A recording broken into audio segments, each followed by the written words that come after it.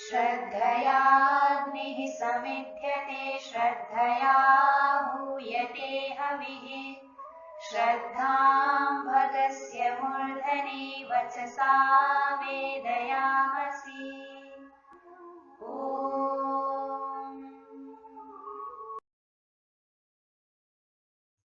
नमस्ते जी। ही संस्कृतम शिक्षामही में आप सभी का हार्दिक स्वागत है। आइए नई कक्षा आरंभ करने से पहले हम पिछली कक्षा की आवृत्ति कर लेते हैं।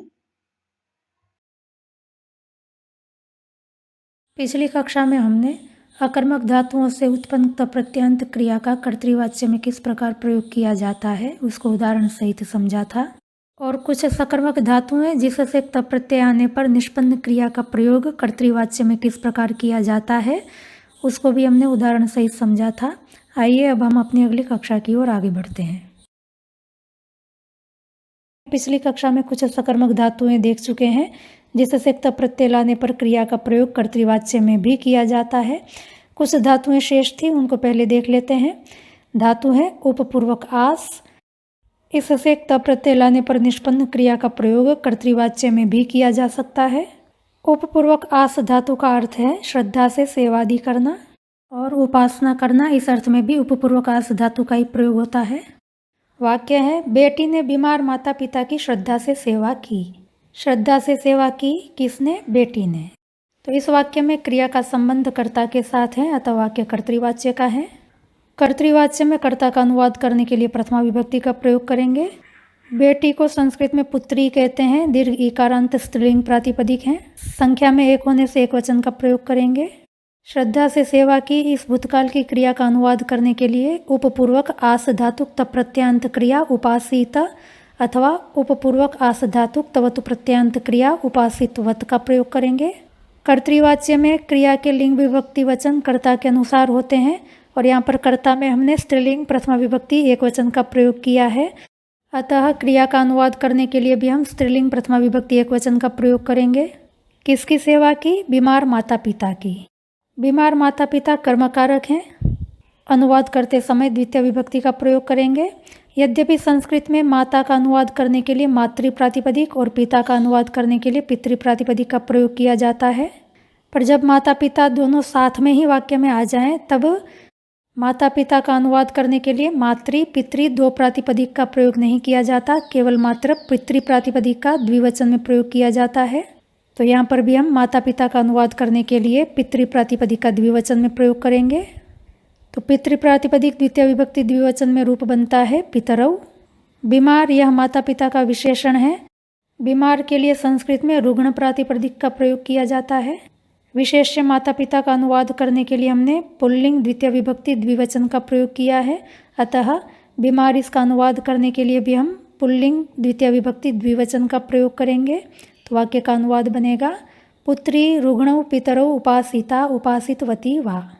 इसी वाक्य को कर्मवाच्य में बदलेंगे तो वाक्य इस प्रकार होगा, बेटी के द्वारा बीमार माता पिता की श्रद्धा से सेवा की गई। श्रद्धा से सेवा की गई किसकी? बीमार माता पिता की। तो यहाँ पर क्रिया का संबंध कर्म के साथ है, अतः वाक्य कर्मवाच्य का है। कर्मवाच्य में कर्म में प्रथमा विभक्ति का प्रयोग किया जाता है और क्रिया कर्म के अनुसार चलेगी।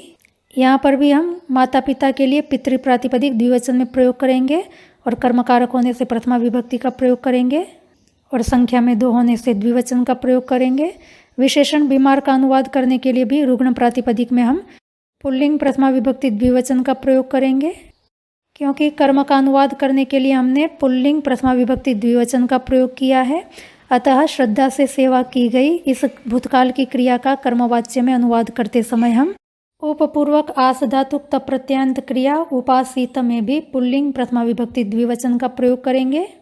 कर्मवाच्य में तवतु प्रत्यंत क्रिया का प्रयोग नहीं किया जाता है और कर्ता का अनुवाद करने के लिए हम तृतीय विभक्ति का प्रयोग करेंगे। तो वाक्य का अनुवाद इस प्रकार होगा, पुत्र्या रुग्णौ पितरौ उपासितौ।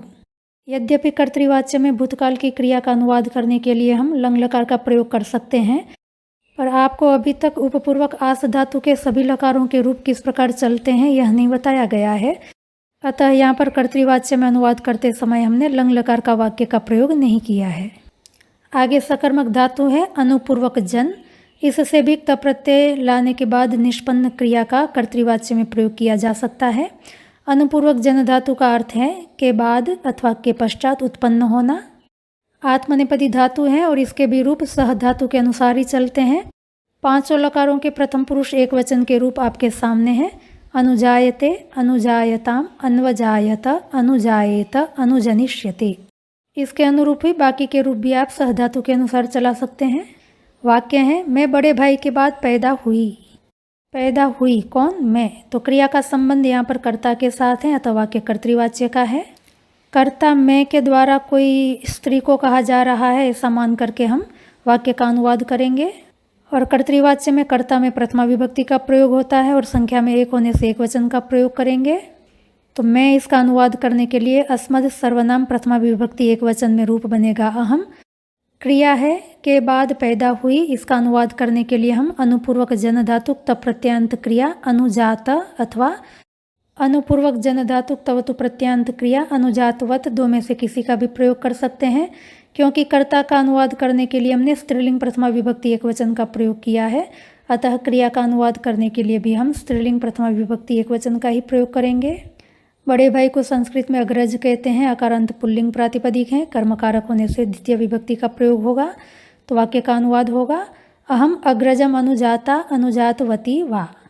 और यदि लंग लकार का प्रयोग करेंगे तब वाक्य का अनुवाद इस प्रकार होगा अहम अग्रजम अन्वजाये। व्यवहार में कर्मवाच्य में इस क्रिया का प्रयोग प्रायः करके नहीं मिलता है, अतः कर्मवाच्य का उदाहरण हम नहीं दे रहे हैं। आगे अंतिम धातु है रूह। इससे त प्रत्यय आने पर निष्पन्न क्रिया का भी कर्तृवाच्य और कर्मवाच्य दोनों में भी प्रयोग किया जा सकता है। आंग पूर्वक रूह धातु का अर्थ है चढ़ना और चढ़ना अर्थ में यह धातु सकर्मक है। प्रपूर्वक रूह धातु उगना अर्थ वाली अकर्मक है और अकर्मक होने से उसका केवल कर्तृवाच्य में ही प्रयोग होगा, कर्मवाच्य में प्रयोग नहीं हो सकता है। यहाँ पर हमें आपूर्वक रूह धातु का ही प्रयोग देखना है। वाक्य है चीता शिकार के लिए वृक्ष पर चढ़ा। चढ़ा कौन? चीता। तो यहाँ पर क्रिया का संबंध कर्ता के साथ है अथवा वाक्य कर्तृवाच्य का है।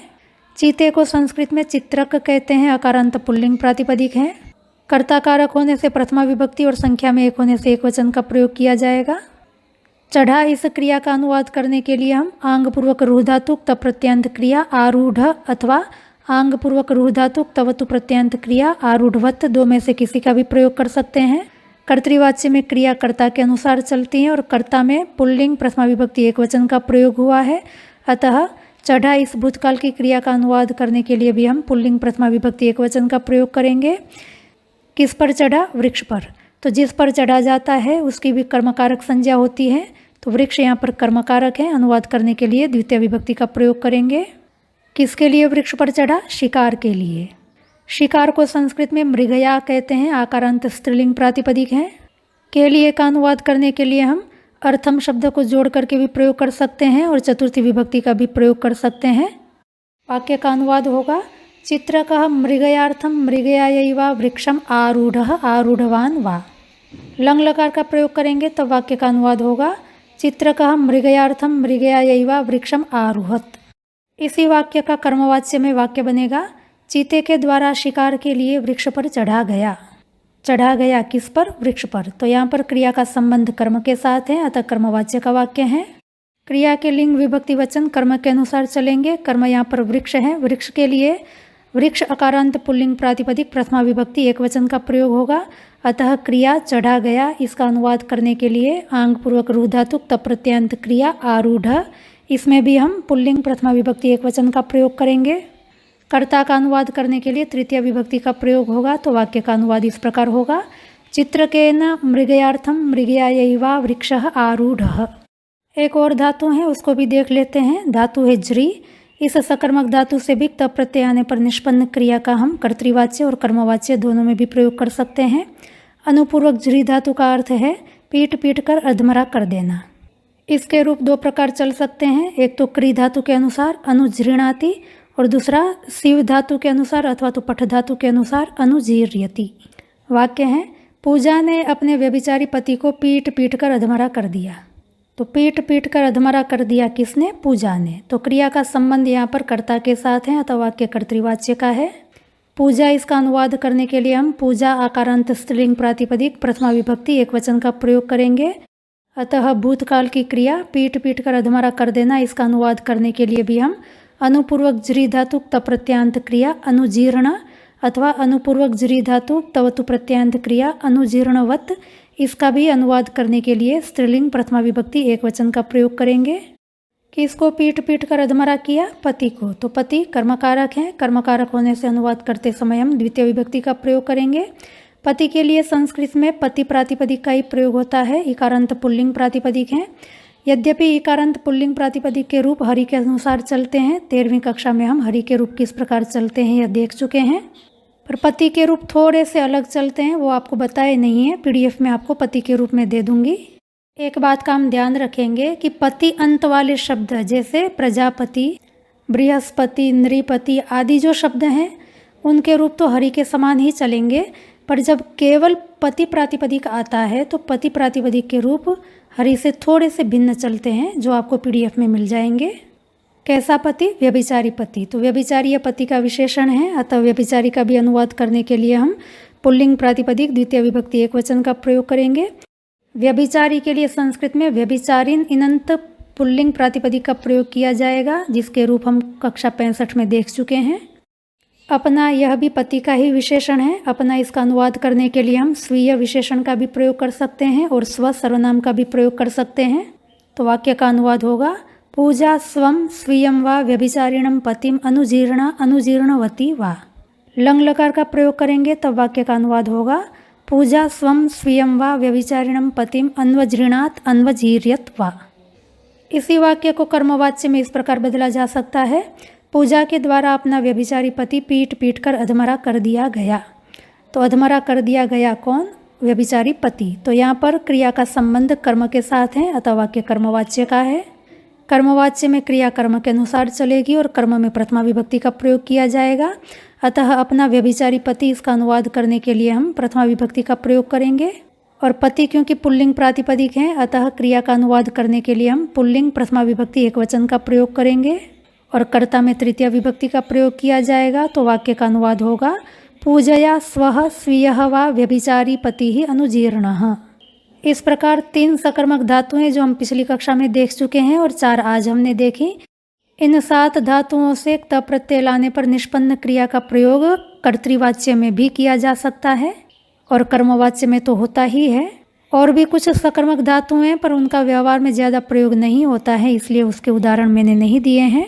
तो आप इन 7 सकर्मक धातुओं को ध्यान में रखेंगे कि यद्यपि सकर्मक धातुओं से त प्रत्यय लाने पर निष्पन्न क्रिया का प्रयोग कर्मवाच्य में ही किया जाता है, किंतु इन 7 सकर्मक धातुओं से त प्रत्यय लाने पर निष्पन्न क्रिया का प्रयोग कर्तृवाच्य और कर्मवाच्य दोनों में ही किया जा सकता है। तो आपको यह बात अच्छी तरह से समझ में आ गई होगी। अभ्यास करेंगे तो सहजता से याद भी रह जाएंगी। त प्रत्यय के अन्य विषय थोड़े बड़े हैं, उनको यदि लेंगे तो वीडियो बड़ी बन जाएगी, इसलिए उनको अगली कक्षा में देखेंगे। अभी बहुत दिनों से हमने शब्द रूप याद नहीं किए हैं, तो अभी शब्द रूप ही देख लेते हैं। संस्कृत में सकारांत शब्दों का बहुत प्रयोग मिलता है, तो आज हम देखेंगे सकारांत शब्द के रूप किस प्रकार चलते हैं। सकारांत शब्द भी प्राय करके 3 प्रकार के हैं, असंत, इसंत, उसंत। आज हम असंत सकारांत शब्दों के रूप किस प्रकार चलते हैं वो देखेंगे। पहले हम नपुंसकलिंग में देखते हैं। शब्द है मनस, अर्थ है मन। मन के लिए संस्कृत में मनस प्रातिपदिक का प्रयोग होता है। वर्ण है मकार, अकार, नकार, अकार, सकार। यहाँ पर अंत में अस सुनाई पड़ रहा है, अतः ये असंत प्रातिपदिक है। संस्कृत में यह नपुंसकलिंग माना जाता है, अतः यह असंत नपुंसकलिंग प्रातिपदिक है। इसके रूप आपके सामने हैं। मनः, मनसी, मनांसि, मनः, मनसी, मनांसि, मनसा, मनोभ्याम, मनोभिः, मनसे, मनोभ्याम, मनोभ्यः, मनसः, मनोभ्याम, मनोभ्यः, मनसः, मनसोः, मनसां, मनसि, मनसोः, मनस्सु, मनहसु, हे मनः, हे मनसी, हे मनांसि। अब तक आप बहुत सारे शब्द रूपों को याद कर चुके हैं, तो अब कोई भी शब्द रूप आपके लिए याद करना सहज ही होगा, ज़्यादा कठिन नहीं होगा। 1-2 बार आप ध्यान से पढ़ लेंगे, आपको शब्द रूप याद रह जाएंगे। मनस के शब्द रूप में भी, क्योंकि नपुंसकलिंग में प्राय प्रथमा और द्वितीय विभक्ति के रूप समान ही होते हैं, यहाँ पर भी समान है। मनः मनसी मनांसी, मनः मनसी मनांसी। और तृतीया चतुर्थी पंचमी विभक्ति के द्विवचन के रूप भी सर्वत्र समान होते हैं, यहाँ पर भी समान है, मनोभ्याम। और चतुर्थी पंचमी के बहुवचन में रूप हमेशा समान होता है, तो यहाँ पर भी समान रूप ही है, मनोभ्यः। अधिकांश रूप जगत के अनुसार हैं, जिसको कक्षा 39 में हम देख चुके हैं। जैसे तृतीया चतुर्थी पंचमी षष्ठी सप्तमी में जगत के रूप बने हैं, जगता जगते जगतः जगतः जगति। तो यहाँ पर भी आप देखें, तृतीया चतुर्थी पंचमी षष्ठी सप्तमी में मनस के रूप हैं, मनसा मनसे मनसः मनसः मनसी।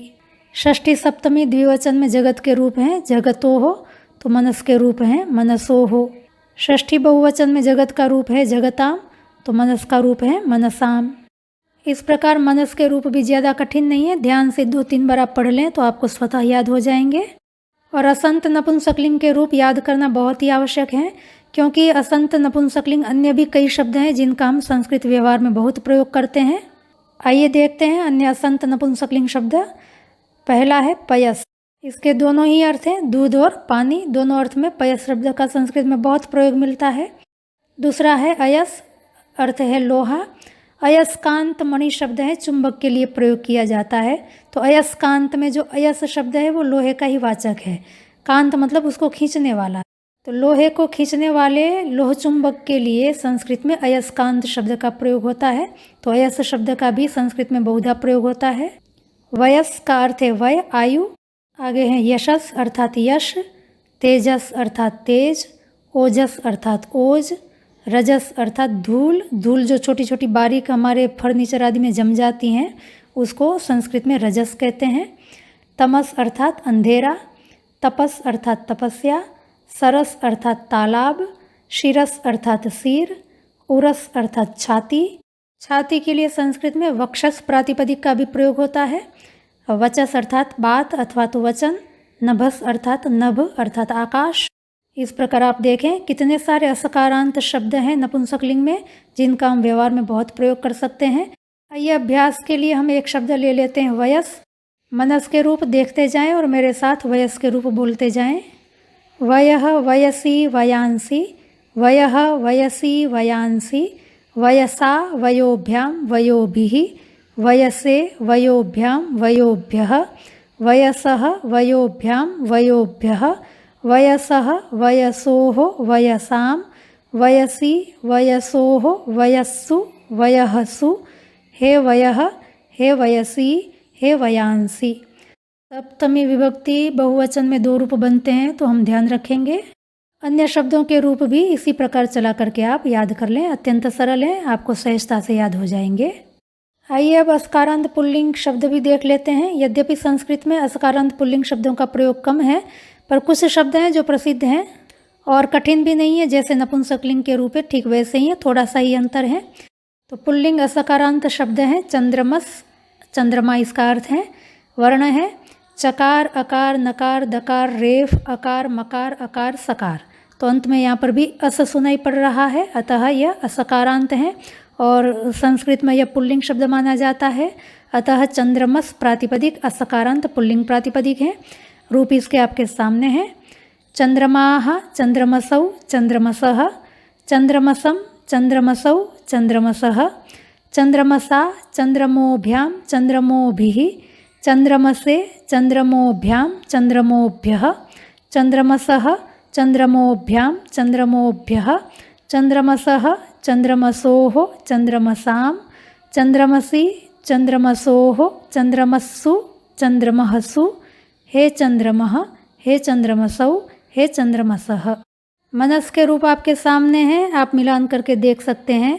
प्रथमा विभक्ति और द्वितीय विभक्ति में हमेशा ही पुल्लिंग और नपुंसकलिंग में भेद होता है, वैसा भेद यहाँ पर भी है। बाकी आप तृतीया चतुर्थी पंचमी षष्ठी सप्तमी में देखें जैसे मनस के रूप हैं ठीक वैसे ही चंद्रमस के रूप हैं, कोई अंतर नहीं है। और संबोधन विभक्ति प्राय प्रथमा विभक्ति के अनुसार ही चलती हैं, तो यहाँ पर भी आप देखें संबोधन के रूप प्रथमा के अनुसार हैं। ध्यान रखेंगे प्रथमा विभक्ति एक वचन में रूप बना है चंद्रमाः और संबोधन विभक्ति एक वचन में रूप बना है चंद्रमः।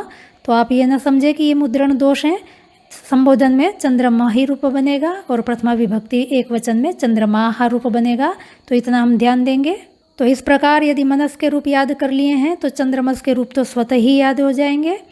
और कुछ शब्द हैं जिनके रूप चंद्रमस के अनुसार चलते हैं, जैसे कि सुमनस अर्थात अच्छे मन वाला, दुर्वासस अर्थात दुर्वासा मुनि जो प्रसिद्ध हैं इतिहास में, महायशस महान यश वाले को कहते हैं, महातेजस जो महातेजस्वी होता है, दिवौकस देवताओं के लिए शब्द प्रयोग किया जाता है, वनौकस वनवासी के लिए शब्द प्रयोग किया जाता है। दिवौकस और वनौकस में जो अंत में ओकस सुनाई पड़ रहा है, वास्तव में यह असकारांत नपुंसकलिंग है, घर का वाचक शब्द है। किंतु लौकिक संस्कृत में ओकस शब्द का घर के लिए प्रयोग कम मिलता है, इसलिए मैंने आपको असकारांत नपुंसकलिंग शब्दों की सूची में इसको नहीं दिया है। आगे शब्द हैं विशाल वक्षस। विशाल मतलब चौड़ा और वक्षस हमने देखा नपुंसकलिंग में छाती को कहते हैं, तो विशाल वक्षस चौड़ी छाती वाले के लिए प्रयोग किया जाता है। प्रचेतस प्रकृष्ट विद्वान के लिए प्रयोग किया जाता है। केवल चेतस शब्द असकारांत नपुंसकलिंग प्रातिपदिक है, पर पूर्व में प्र लगा देने पर प्रचेतस शब्द विद्वान का वाचक हो जाता है और यह असकारांत पुल्लिंग प्रातिपदिक है। तो आइए अभ्यास के लिए हम प्रचेतस के रूप चला करके देख लेते हैं। चंद्रमस के रूप देखते जाएं और मेरे साथ प्रचेतस के रूप बोलते जाएं। प्रचेताः प्रचेतसौ प्रचेतसः प्रचेतसं प्रचेतसौ प्रचेतसः प्रचेतसा प्रचेतोभ्यां प्रचेतोभिः प्रचेतसे प्रचेतोभ्यां प्रचेतोभ्यः प्रचेतसः प्रचेतोभ्यां प्रचेतोभ्यः प्रचेतसः प्रचेतसोः प्रचेतसां प्रचेतसि प्रचेतसोः प्रचेतस्सु प्रचेतःसु हे प्रचेतः हे प्रचेतसौ हे प्रचेतसः। प्रकार अन्य असकारांत पुल्लिंग शब्दों के रूप भी चला करके आप अभ्यास कर लें। तो आज की कक्षा में यहीं तक रखते हैं। यदि आपको समझने में कहीं कोई कठिनाई आई हो तो आप हमें अवश्य पूछें। आपकी समस्याओं का समाधान करने का हम अवश्य प्रयास करेंगे।